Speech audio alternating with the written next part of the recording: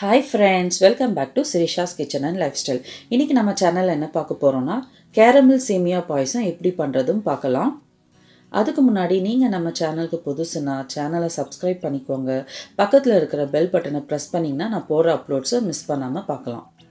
இப்போ கேரமல் சேமியா பாயசம் பண்றதுக்கு கடாயில 2 டேபிள் ஸ்பூன் நெய் சேர்த்துக்கலாம். அது கூட 1/4 கப் சேமியா சேர்த்துக்கலாம். இது கொஞ்சம் லைட்டா வறுபட்டதும் முந்திரி பருப்பு ஒரு 10 சேர்த்துக்கலாம்.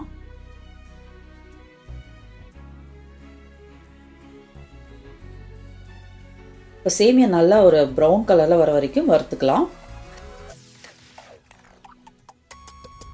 இப்போ 1/2 லிட்டர் பால் சேர்த்துக்கலாம்.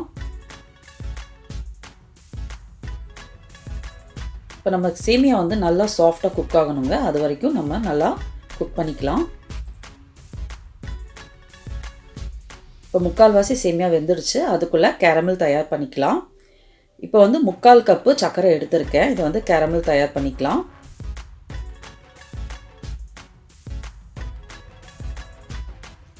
இதே போல் வறுத்துக்கலாம், தண்ணி எதுவும் ஆட் பண்ணிடாதீங்க.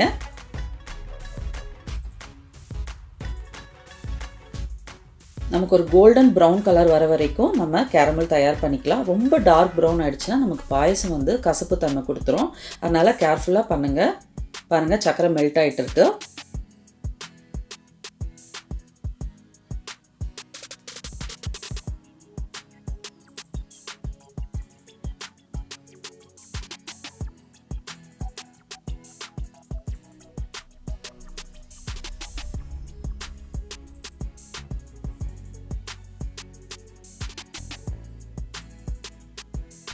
இப்போ நமக்கு சூப்பராக கேரமல் தயாராகிடுச்சு. அடுப்பு அணைச்சிட்டு இந்த மிக்ஸை வந்து நம்ம பாயசத்தில் கலந்துக்கலாம்.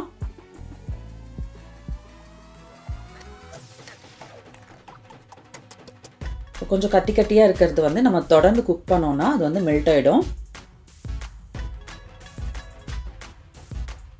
ஒரு 2 நிமிஷம் நல்லா குக் பண்ணிக்கலாம்.